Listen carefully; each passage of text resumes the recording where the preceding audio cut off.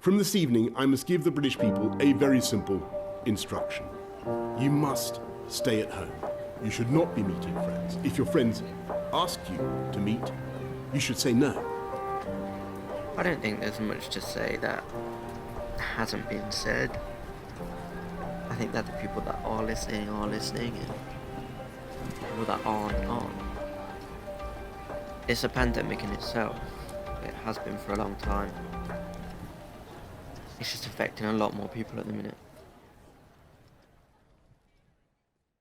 Okay.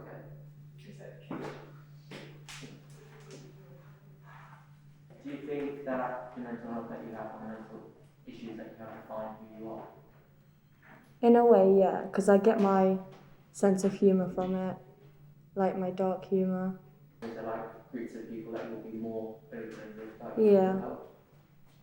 How do you think that like the government or society deals with mental health and like what can be improved, or is there anything that can be improved? Like more like helplines. Like I rang a helpline for my anxiety and they said they can't do anything. They were like, this is not a helpline for suicide, and I was like, okay.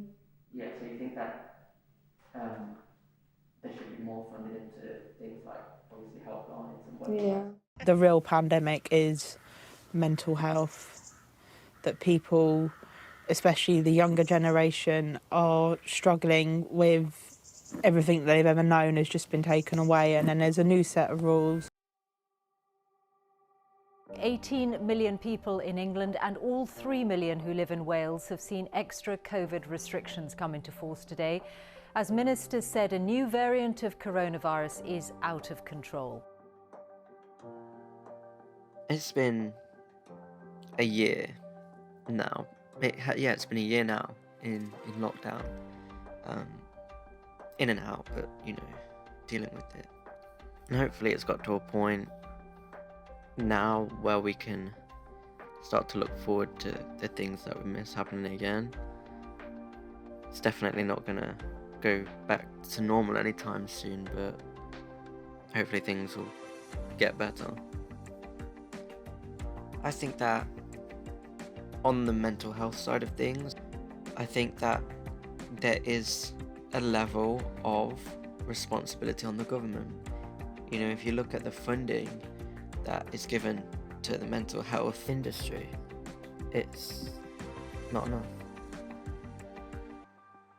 When there's people dying, and it can be helped, there's not enough money given to the resources, and that's one of the main problems of why it's so bad. But I hope that the extent of the exposure of mental health that has come about during this pandemic is enough for the government to wake up and realise that